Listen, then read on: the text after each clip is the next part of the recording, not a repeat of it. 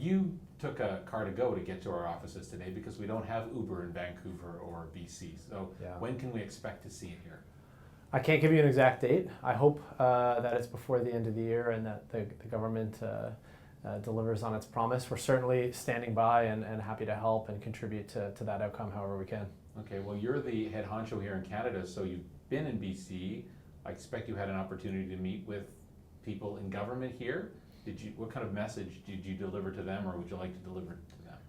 I won't comment on any of our meetings, but I am here in beautiful Vancouver and excited to be here. I would send one message to everyone, which is we are committed to bringing access to the masses to affordable transportation here in Vancouver, as we have in most cities in Canada and across the world.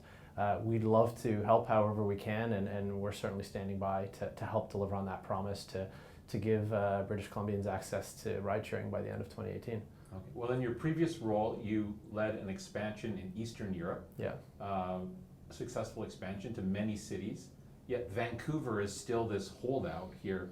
Does it surprise you that it still isn't here in Vancouver? You know, it does. As a Canadian, I was shocked. We launched our business in Kazakhstan, and we're active in 4 cities in Kazakhstan, but not in Vancouver. So it's a matter of personal pride, and I know it's such an important mission because people here talk every day about affordability, and access to transportation is so central to people's livelihood. For people who are trying to get around, getting a car in 2 or 3 minutes quickly, safely, and affordably is really important, I think, to all people, myself included. And for citizens here, it provides access to flexible work. We have over 50,000 drivers in Canada who are using Uber to earn a living, put money on the table, food on the table for their families on a week-to-week basis, and that's something we'd really like to bring to Vancouver. Who are the drivers in other cities like Toronto? They are people just like you and I. They are representative of the communities that we live in. They come from all walks in life, men, women, all different types of ethnicities, all different ages. I've seen people as young as 20 and as old as 60. It really doesn't make a difference. They are people who are trying to earn a living, and they're using Uber to earn a living and to do that in a really flexible way. So you can push a button and start earning money in any one of those communities in any pocket of the city when it works for you. And if you're a student, that might mean after school in the evenings. If you are driving full time, that could be from 9 to 5. That's the beauty of Uber, is that it unlocks that flexible work opportunity, which we know is so important to people's livelihood. Ride-hailing services like Uber often tout the fact that you can be part of the transportation solution and the transit solution in cities. In some large American cities like San Francisco, Chicago, and New York, Uber and others have been criticized because they are not providing the kind of data that would help transportation planners fit the ride-hailing services into the overall transit and transportation system. What can you say to the people here and the transportation planners here about your willingness to share that kind of information?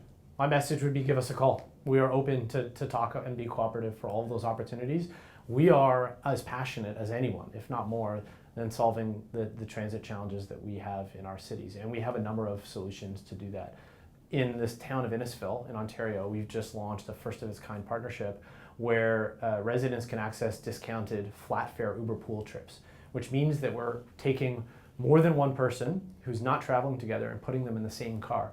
It's a win-win because the city gets access to a transportation system, a world-class one that they wouldn't otherwise be able to afford. Riders are getting discounted fares and drivers are earning a living. So we are really, really focused on solving these congestion problems, these mobility challenges that all cities face. And one of the ways that we're doing that is through shared rides. Shared rides is an opportunity for us to take, as I said, multiple people and put them in the backseat of a car where they wouldn't otherwise be sharing. We have a product called Uber Pool, which does exactly that.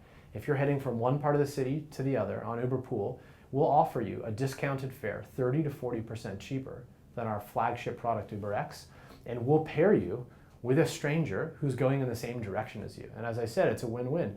We're putting 2 people in one car as opposed to 2, which is taking cars off the road. We're providing even cheaper transportation for the riders, again, something that I know is really important in Vancouver. And for the driver, they've got more fare-paying passengers in the backseat of the car. So this is how we're trying to innovate to deliver a low-cost offering, and also one that is helping take cars off the road. We have high auto insurance rates in BC and the highest gas prices in the country. Does that mean our Uber costs here are going to be higher? I think we've seen in a number of markets around the world, as I mentioned, we're in 78 countries. And we have different situations, the cost of fuel, the cost of vehicles, the cost of insurance, and we found a way to make that work. And we do that by doing local research. Our service is not priced by people who don't sit in Vancouver. We have 250 people across the country in Canada that are managing this business and who will be really focused on designing a solution that fits for Vancouver and works for people who live here and across BC. The taxi industry here, of course, remains a strong lobby. What can you do to win them over, get everybody on the same page here? I mean, I think the number one thing I'd say is that Uber is a platform. It is available to all service providers, and we work with taxi providers in a number of cities around the world, including Toronto. So there is an opportunity. Why the opportunity. resistance here?